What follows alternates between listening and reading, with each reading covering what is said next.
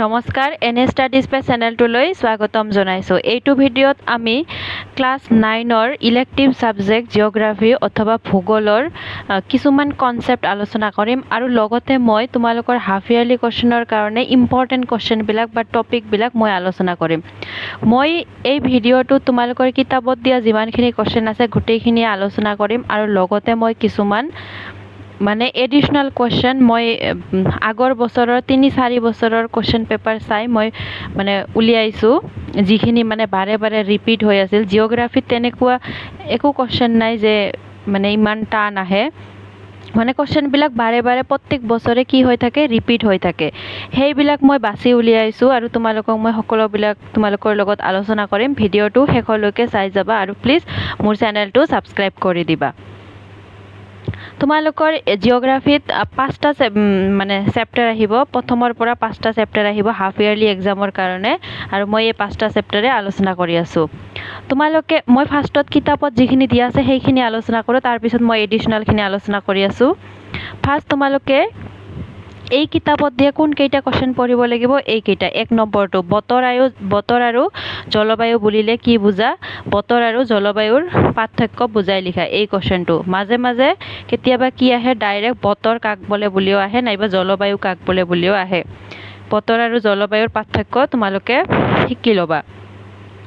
তাৰপিছত কি আহে, বতৰ আৰু জলবায়ুৰ উপাদানবোৰ উল্লেখ কৰা। ডাইৰেক্ট কুৱেশ্যন আহে জিঅ'গ্ৰাফীত, বেছি টেনশ্যন কৰিব নালাগে, আৰু যিকেইটা এডিশ্যনেল আহে মই লিখি দিম তলত। বতৰ আৰু জলবায়ুৰ উপাদানবোৰ উল্লেখ কৰা, এইটো তোমালোকে পঢ়িব লাগিব। তাৰপিছত কি কুৱেশ্যন আহে, 4 নম্বৰটো। এই কুৱেশ্যনটো বাৰে বাৰে মই অহা দেখা পাইছোঁ। উত্তাপ, চাপ আৰু আৰ্দ্ৰতাৰ মাজৰ সম্পৰ্ক। উত্তাপ, চাপ আৰু আৰ্দ্ৰতাৰ মাজৰ সম্পৰ্ক। তাৰপিছত 5 নম্বৰত কি আহে, বায়ুমণ্ডলৰ চাপৰ তাৰতম্য কেনেকৈ হয় বুজাই লিখা। এই কুৱেশ্যনটোও মই বাৰে বাৰে অহা দেখা পাইছোঁ। তাৰপিছত এইটো কুৱেশ্যন, বতাহ কিয় বলে, এই কুৱেশ্যনটো আহে। বিশেষকৈ এই কুৱেশ্যনটো, তাৰপিছত এইটো 4 নম্বৰটো আৰু এইটো মই বাৰে বাৰে অহা দেখা পাইছোঁ। তাৰপিছত অধক্ষেপণ বুলিলে কি বুজা? বিভিন্ন প্ৰকাৰৰ অধক্ষেপণৰ নাম লিখা। বিভিন্ন প্ৰকাৰৰ অধক্ষেপণৰ নাম লিখা, এনেকৈ কুৱেশ্যন দিয়া নাই কেতিয়াও। কি দিছে যে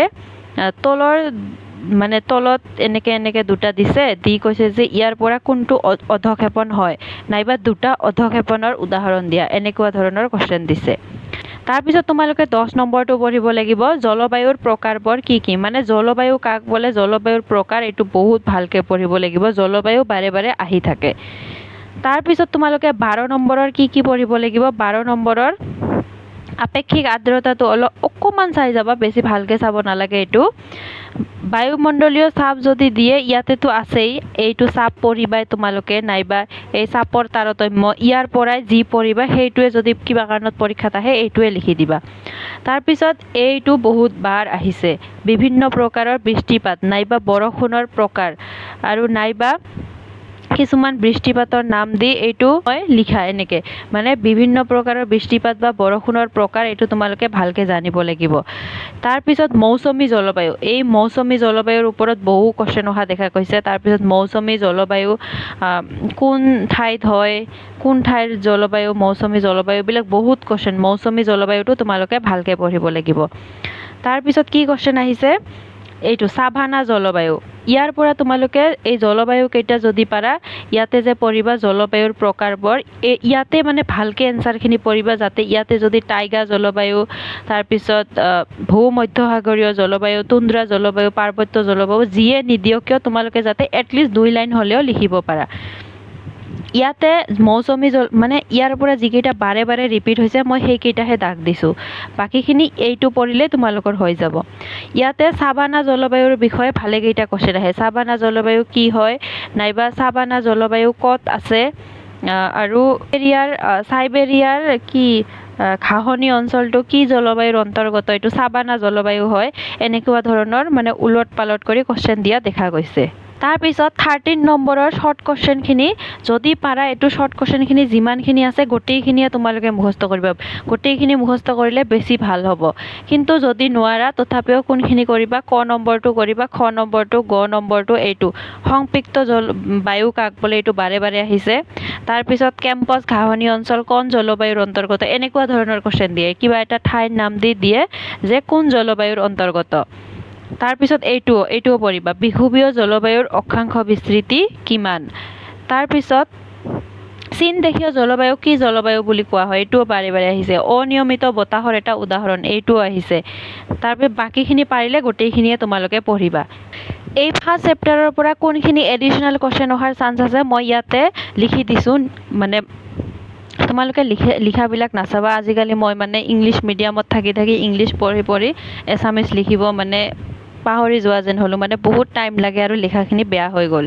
সেইটো জাজ নকৰিবা তোমালোকে ফাৰ্ষ্ট এইটো কুৱেশ্যন বাৰে বাৰে আহিছে মানে প্ৰত্যেকটো ডিষ্ট্ৰিক্টৰে কুৱেশ্যনত মই এইটো দেখা পাইছোঁ যে মৌচুমী জলবায়ু অঞ্চলৰ বছৰি বৰষুণৰ পৰিমাণ কিমান হয় মৌচুমী জলবায়ু অঞ্চলৰ বছৰি বৰষুণৰ পৰিমাণ গড়ে কিমান হয় এইটো 200 চেণ্টিমিটাৰৰ অধিক হয় এই কুৱেশ্যনটো তোমালোকে পঢ়িবা মৌচুমী জলবায়ু অঞ্চলৰ বছৰি বৰষুণৰ পৰিমাণ গড়ে কিমান হয় এইটো বায়ুমণ্ডল কাক বোলে বাৰে বাৰে আহিছে বায়ুমণ্ডল কাক বোলে তাৰপিছত এই কুৱেশ্যনটো বাৰে বাৰে আহিছে কিমান উচ্চতালৈ প্ৰসাৰিত হৈ থাকে কিমান উচ্চতালৈ বায়ুমণ্ডল প্ৰসাৰিত হৈ থাকে 10,000 কিলোমিটাৰ ওপৰৰ উচ্চতালৈ প্ৰসাৰিত হৈ থাকে বায়ুমণ্ডল কাক বোলে তোমালোকে জানিবই লাগিব তাৰপিছত সাবানা জলবায়ুৰ অন্তৰ্গত দুখন ঠাইৰ নাম লিখা চাই ল'বা সাবানা জলবায়ুৰ অন্তৰ্গত তাৰপিছত এই কুৱেশ্যনটো বাৰে বাৰে আহিছে 2-3টা ডিষ্ট্ৰিক্টত দেখা পাইছোঁ বায়ুমণ্ডলৰ স্তৰ কেইটা কি ভূপৃষ্ঠৰ লগত লাগি থকা স্তৰটো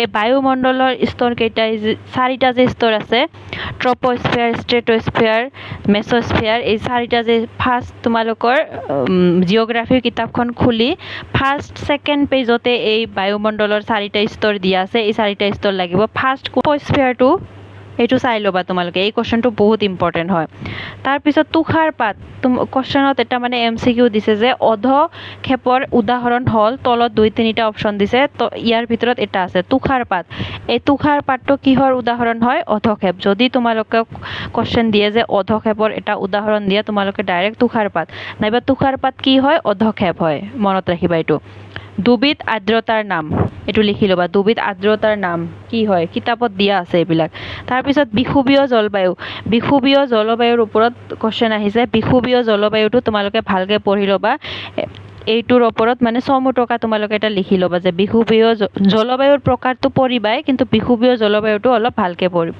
পঢ়িবা তাৰপিছত 8 নম্বৰ কি পঢ়িবা এইটো পৰিচলন বৃষ্টি কাক বোলে মই যে ক'লোঁ বৰষুণৰ প্ৰকাৰ বা বৃষ্টিৰ প্ৰকাৰ যে পঢ়িবা তাতে পৰিচলন বৃষ্টি এটা থাকিব এইটো ভালকৈ পঢ়িবা এইটো এক্সট্ৰাকৈ কুৱেশ্যন দিয়া দেখা গৈছে আমি ছেকেণ্ড নম্বৰ পাৰ্টটো আলোচনা কৰোঁ ছেকেণ্ড নম্বৰ পাৰ্টটো ছেইম ভাৱত আলোচনা কৰিম ফাৰ্ষ্ট আমি কিতাপত দিয়া কুৱেশ্যনখিনি আলোচনা কৰিম তাৰপিছত এডিশ্যনেল কুৱেশ্যনখিনি ইয়াৰ পৰা তোমালোকে কোনখিনি পঢ়িব লাগিব ফাৰ্ষ্ট মানৱ ভূগোলৰ এটি সংজ্ঞা দিয়া ইয়াৰ প্ৰধান শাখাবোৰ উল্লেখ কৰা এইটো তোমালোকে ভালকৈ পঢ়িবই লাগিব মানৱ ভূগোল কি হয় আৰু ইয়াৰ প্ৰধান শাখাবোৰ তাৰপিছত এইটোও পঢ়িবা মানৱ ভূগোলৰ বিষয়বস্তু সম্পৰ্কে চমুকৈ লিখা মানৱ ভূগোলৰ বিষয়বস্তু তোমালোকে পঢ়িব লাগিব তাৰপিছত মানৱ জাতি বুলিলে কি বুজা চমুকৈ লিখা এইটো আহি থাকে মানৱ জাতি বুলিলে কি বুজা তাৰপিছত তোমালোকে 7 নম্বৰটো পঢ়িব লাগিব পৃথিৱীৰ প্ৰধান মানৱ জাতি তিনিটাৰ বৈশিষ্ট্যসমূহ এই কুৱেশ্যনটো বাৰে বাৰে আহিছে পৃথিৱীৰ প্ৰধান মানৱ জাতি তিনিটাৰ বৈশিষ্ট্যসমূহ বাৰে বাৰে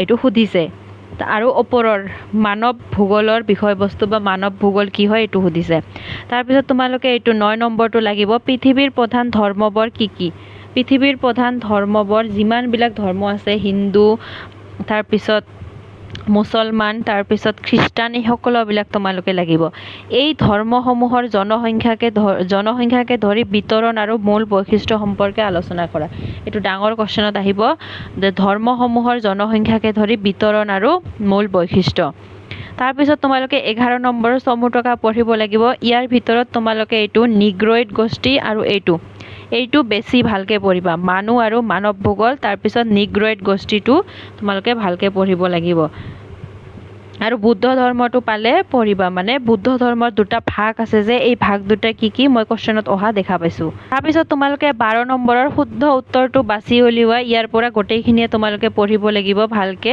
কাৰণ ইয়াৰ পৰা কোৱেশ্চন আহে। ইয়াতে যেনেকুৱা জনসংখ্যা হিচাপে বৃহত্তম ধৰ্মীয় গোষ্ঠীটো কি হয়? বৃহত্তম ধৰ্মীয় গোষ্ঠীটো হয় জনসংখ্যা হিচাপে খ্ৰীষ্টান ধৰ্ম। তাৰপিছত পৃথিৱীত মানুহৰ সৃষ্টি কেতিয়া হৈছিল? মানুহৰ সৃষ্টি প্ৰথমে কোন মহাদেশত হৈছিল?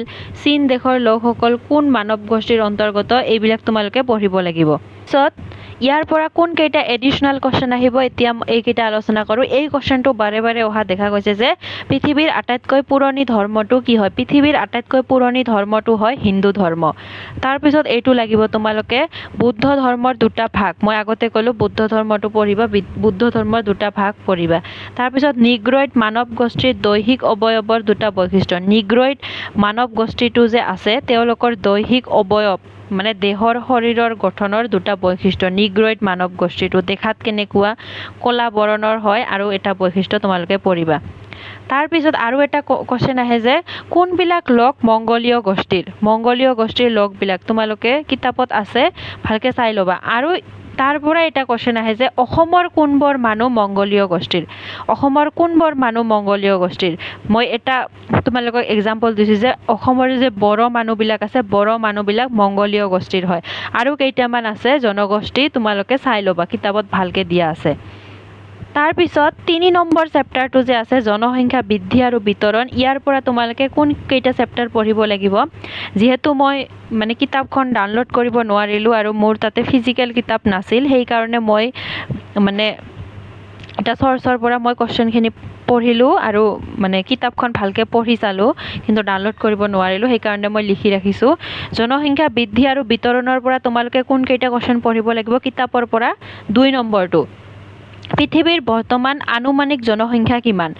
এই কোৱেশ্চনটো বহুত ইম্পৰ্টেণ্ট হয়। পৃথিৱীৰ বৰ্তমান আনুমানিক জনসংখ্যা আৰু জনসংখ্যা বৃদ্ধিৰ স্থানিক তাৰতম্যৰ প্ৰধান কাৰণবোৰ উল্লেখ কৰা। এইটো বাৰে বাৰে আহিছে, জনসংখ্যা বৃদ্ধিৰ স্থানিক তাৰতম্যৰ প্ৰধান কাৰণ মানে কিহৰ কাৰণত জনসংখ্যা বৃদ্ধি হয়? নাইবা তোমালোকক কোৱেশ্চন দিয়ে যে জনসংখ্যা বৃদ্ধিৰ 2টা বা 3টা কাৰণ লিখা, এইটো লাগিব। তাৰপিছত তোমালোকে 6 নম্বৰটো লাগিব পৃথিৱীৰ প্ৰধান ঘন বসতিপূৰ্ণ অঞ্চলসমূহ উল্লেখ কৰি সেইবোৰৰ ভৌগোলিক বৈশিষ্ট্যসমূহ। পৃথিৱীৰ যিবিলাক ঘন বসতিপূৰ্ণ অঞ্চল আছে সেইবিলাক নাম লিখিব লাগিব আৰু সেইবোৰৰ ভৌগোলিক বৈশিষ্ট্য। আৰু ইয়াতে তোমালোকে এটা কোৱেশ্চন পঢ়ি ল'বা যে পৃথিৱীৰ আটাইতকৈ ঘন বসতিপূৰ্ণ মহাদেশখনৰ নাম, ঘন বসতিপূৰ্ণ দেশখনৰ নাম, আৰু এইবিলাক তোমালোকে চাই ল'বা। আৰু এছিয়া হয় মহাদেশ। পৃথিৱীৰ প্ৰধান অতি পাতল জনবসতিপূৰ্ণ অঞ্চলসমূহ। অতি পাতল কোনবিলাক জনবসতিপূৰ্ণ অঞ্চল হয়? অচেনিয়া, তাতে মানে নৰ্থ ছাইডত একেবাৰে মানুহ নাথাকে, বৰফ থাকে, সেইবোৰ ঠাইত জনবসতি অতি সেৰেঙা হোৱাৰ প্ৰধান কাৰণবোৰ কি কি? মানে একেবাৰে কম হোৱাৰ কাৰণবোৰ সুধিছে। এই কোৱেশ্চন দুটা ইম্পৰ্টেণ্ট হয়। আৰু এই কোৱেশ্চনটোতো বাৰে বাৰে আহিছে, জনপ্ৰব্ৰজন বুলিলে কি বুজা আৰু জনপ্ৰব্ৰজন কিয় হয়, জনপ্ৰব্ৰজনৰ 2টা কাৰণ, এইবিলাক আহি আছে, বাৰে বাৰে আহি আছে। জনপ্ৰব্ৰজন তোমালোকে ভালকৈ পঢ়িব লাগিব। জনপ্ৰব্ৰজন কিহৰ কাৰণে জনপ্ৰব্ৰজন হয়? তাৰপিছত ই প্ৰধানকৈ কেই প্ৰকাৰৰ আৰু কি কি? এইটো ভালকৈ পঢ়িবা। তাৰপিছত 9 নম্বৰটো জনপ্ৰব্ৰজন কিয় হয়? এইটোও লাগিব। জনপ্ৰব্ৰজনৰ আকৰ্ষী আৰু বিকৰ্ষী কাৰক উল্লেখ কৰা। এইটোও বাৰে বাৰে আহিছে। জনপ্ৰব্ৰজনৰ আকৰ্ষী আৰু মানে জনপ্ৰব্ৰজন আকৰ্ষণ কৰাৰ কিছুমান কাৰণ আছে আৰু বিকৰ্ষণ কিছুমান কাৰণ আছে, এইটো বাৰে বাৰে অহা দেখা গৈছে। তাৰপিছত আন্তঃৰাষ্ট্ৰীয় প্ৰব্ৰজন, আন্তঃৰাষ্ট্ৰীয় এইটোও কোৱেশ্চন আহিছে। এইখিনি কোৱেশ্চন অহা মই বাৰে বাৰে দেখিছোঁ। আন্তঃৰাষ্ট্ৰীয় প্ৰব্ৰজন মানে বেলেগ দেশৰ পৰা বেলেগ দেশত যায় যে এইটো প্ৰব্ৰজন কিয় হয়? উদাহৰণ সহ 2টা আন্তঃৰাষ্ট্ৰীয় প্ৰব্ৰজন। আন্তঃৰাষ্ট্ৰীয় প্ৰব্ৰজনৰ ভিতৰত তোমালোকে বাংলাদেশৰ মানুহবিলাক যে ভাৰতত আহিছিল 1971ত যেতিয়া যুদ্ধ হৈছিল, এইটো তোমালোকে এটা উদাহৰণ দিব পাৰা। আৰু আছে, এইটো চাই ল'বা কোৱেশ্চনটো। পিছত 12 নম্বৰটো চমু টকাৰ কোন কেইটা পঢ়িব লাগিব? এইকেইটা। জনবিস্ফোৰণটো তোমালোকে ভালকৈ পঢ়িব লাগিব। এইটো বাৰে বাৰে অহা দেখা গৈছে, জনসংখ্যাৰ ঘনত্ব এইটো। তাৰপিছত জনবিস্ফোৰণটো তোমালোকে পঢ়িবা, এই দুটাও চাই ল'বা। আৰু এইখিনি দ্বিতীয় নম্বৰটো বাংলাদেশ ভাৰত জনপ্ৰব্ৰজন, যিহেতু বৰ্তমান এইটো বিষয়ত মানে টপিকটো চলি থাকে সেইকাৰণে এইটো দিব পাৰে। তাৰপিছত 14 নম্বৰটো MCQ হয়, যিমানখিনি আছে গোটেইখিনিয়ে তোমালোকে পঢ়িব লাগিব। তাৰপিছত ইয়াৰ পৰা এডিশ্যনেল কুৱেশ্যন কোনখিনি হয়, এইখিনি তোমালোকে বাৰে বাৰে অহা দেখা গৈছে যে জনসংখ্যা বৃদ্ধিৰ প্ৰধান কাৰণ কি হয়। জনসংখ্যা বৃদ্ধিৰ প্ৰধান কাৰণ তোমালোকে জানিব লাগিব, এইটো ভালকে পঢ়ি ল'বা। তাৰপিছত বৰ্তমান পৃথিৱীৰ মুঠ জনসংখ্যা, এইটো MCQত অহা দেখা গৈছে। পৃথিৱীৰ আটাইতকৈ ঠাণ্ডা ঠাইখনৰ নাম কি? পৃথিৱীৰ আটাইতকৈ জনবহুল দেশ কোনখন? ভাৰত। পৃথিৱীৰ আটাইতকৈ কিতাপত চীন থাকিব পাৰে, কিন্তু বৰ্তমান ভাৰতে চীনক ক্ৰছ কৰি বৰ্তমান হাইয়েষ্ট মানে জনসংখ্যা থকা দেশ হৈ গ'ল ভাৰত। এইকেইটা এডিশ্যনেল কুৱেশ্যন তোমালোকে মুখস্থ কৰিব লাগিব এইটো চেপ্টাৰৰ পৰা। তাৰপিছত পিছৰ চেপ্টাৰটো কি হয়, জনবসতি। এইটো চেপ্টাৰৰ পৰা কোনকেইটা কুৱেশ্যন পঢ়িব লাগিব তোমালোকে কিতাপত দিয়া আছে, মই কুৱেশ্যনখিনি লিখা নাই, তোমালোকে কিতাপখন খুলি লৈ চাই লোৱা। 1 নম্বৰটো তোমালোকে পঢ়িব লাগিব, 2 নম্বৰটো পঢ়িব লাগিব, 4 নম্বৰটো। এই 4 আৰু 11টো মই লিখাৰ কাৰণটো হৈছে এই কুৱেশ্যনটো 3-4 বাৰ মানে ৰিপিট হোৱা দেখা গৈছে। গ্ৰাম্য আৰু পৌৰ বসতি। পৌৰ বসতিৰ দুটা বৈশিষ্ট্য, তাৰপিছত গ্ৰাম্য আৰু পৌৰ বসতি। তাৰপিছত ইয়াতে আৰু এটা মানে কুৱেশ্যন তোমালোকে এড কৰি ল'বা যে গ্ৰাম্য আৰু পৌৰ বসতিৰ যে ভূমি হিচাপত এটা কুৱেশ্যন আছে যে পৌৰ বসতিৰ ভূমি বিভাজন সম্পৰ্কে, এই কুৱেশ্যনটোও তোমালোকে চাই ল'বা। তাৰপিছত 5 নম্বৰটো তোমালোকে পঢ়িব লাগিব। আৰু কি পঢ়িবা, কেন্দ্ৰীয় ব্যৱসায় এলেকা। এই কুৱেশ্যনটো বাৰে বাৰে শ্বৰ্ট কুৱেশ্যনত, ডাঙৰ কুৱেশ্যনত সকলোতে দিয়া দেখা গৈছে। 11 নম্বৰটো পঢ়িবা, কেন্দ্ৰীয় ব্যৱসায় এলেকা কি হয় এইটো তোমালোকে পঢ়িব লাগিব ভালকে। তাৰপিছত 13 নম্বৰৰ চমুটকা আছে, ইয়াৰ পৰা কোনকেইটা পঢ়িব লাগিব, ক নম্বৰটো, খ, গ, ঘ, তাৰপিছত দ্বিতীয় ছ আৰু ঝ নম্বৰটো কি আছে, উপনগৰ। এইটোও তোমালোকে পঢ়িব লাগিব, এইকেইটা তোমালোকে পঢ়িব লাগিব। তাৰপিছত এই কুৱেশ্যনটো নেক্সট চেপ্টাৰটোৰ হয়, ইয়াৰ পৰা এইটো জনসংখ্যা বিতৰণত প্ৰভাৱিত কৰা কাৰকসমূহ। এইটো চেপ্টাৰৰ কুৱেশ্যন, মানে এইটো আগৰ চেপ্টাৰৰ কুৱেশ্যন হয়।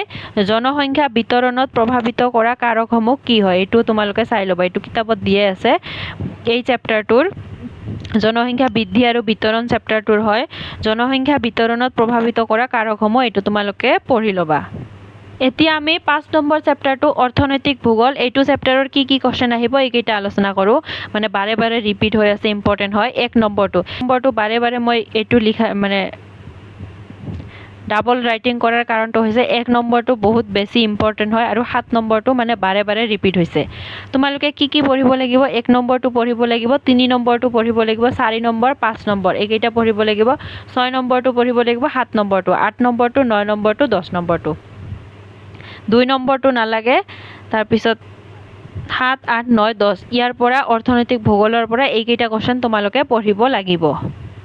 তাৰপিছত ইয়াতে এই কুৱেশ্যনটো বাৰে বাৰে ৰিপিট হোৱা দেখিলোঁ, মই তাতে মানে লিখাত মই পাহৰি গ'লোঁ। এই কুৱেশ্যনটো তোমালোকে পঢ়িব লাগিব। বৰ্ধিত জনসংখ্যাই সম্পদৰ ওপৰত কেনেধৰণৰ প্ৰভাৱ পেলাইছে। এই মানে চেপ্টাৰটো ইজি হয়, আগতে মানে ভালেকেইটা কুৱেশ্যন দেখা পালেও তোমালোকে বহুত সোনকালে মুখস্থ হ'ব, ইজি হয়। এই কুৱেশ্যনটোও তোমালোকে পঢ়ি ল'বা। মই ইয়াতে যে তোমালোকক যিমানখিনি মানে কুৱেশ্যন দিলোঁ, টপিক দিলোঁ, মই গোটেই মানে তোমালোকৰ ভূগোল কিতাপ 5টা চেপ্টাৰে মই অধ্যয়ন কৰিছোঁ, তাৰ পৰাই মই এইকেইটা কুৱেশ্যন মানে ইম্পৰ্টেণ্ট পালোঁ। যিহেতু তোমালোকে এতিয়া কমন ভিডিঅ' চাই আছা, মানে কি হয় তোমালোকে ভালকৈ পঢ়া নাই, সেইকাৰণে তোমালোকে এই কুৱেশ্যন কেইটা ভালকৈ পঢ়িব লাগিব, যাতে পৰীক্ষাত মানে এৰি আহিব নালাগে। আৰু এইকেইটা পঢ়িলে তোমালোকৰ 70-80% মানে যিমানখিনি কুৱেশ্যন আহিব কভাৰ হোৱাৰ চান্স আছে। আৰু যদি তোমালোকে ভালকৈ পঢ়ি যাও, এই কুৱেশ্যন কেইটা মানে এৰি নাযাবা, বহুত ধুনীয়াকৈ পঢ়ি যাবা।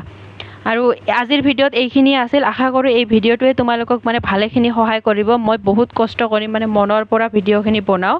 তোমালোকে নাভাবিবা যে মই জাষ্ট ভিউজৰ কাৰণে বা লাইক শ্বেয়াৰৰ কাৰণে মই এনে তোমালোকক দি আছোঁ, মই মনৰ পৰাই দি আছোঁ। যদি কেতিয়াবা কিবা কাৰণত মানে কুৱেশ্যনখিনি এক্সামত অলপ উলট পালট হৈ যায়, কাৰণ ডিষ্ট্ৰিক্টৰ যিবিলাক শিক্ষকে মানে কুৱেশ্যনখিনি কাটে, তেওঁলোকৰ নিজৰ মনৰ ওপৰত ডিপেণ্ড কৰে। মই যিখিনি তোমালোকক দিছোঁ কমন হিচাপত সেই কুৱেশ্যনখিনি মানে কি হয় বাৰে বাৰে ৰিপিট হৈ আছে। সেইকাৰণে মই এই কুৱেশ্যনবিলাক মানে বহুত ষ্টাডি কৰাৰ পিছতহে মই তোমালোকক দিওঁ, যাতে তোমালোকক মই সঁচাকৈয়ে কিবা এটা মানে সহায় কৰিব পাৰোঁ। কিন্তু তথাপিও যদি মানে কিবা প্ৰব্লেম হৈ যায় মই নেক্সট হাফ ইয়াৰলিৰ পিছত তোমালোকক মানে বহুত ধুনীয়াকৈ মই ক্লাছ ল'ম, কিতাপৰ ভিতৰৰখিনিও মই ভালকৈ বুজাই দি দিম, যাতে সঁচাকৈয়ে তোমালোকে মানে এক্সামৰ আগত কমন ভিডিঅ'ৰ কাৰণে ৱেইট কৰিব নালাগে, তোমালোকে অলৰেডি যাতে বস্তুবিলাক মানে কনচেপ্ট তোমালোকৰ ক্লিয়াৰ থাকে। Thank you so' much.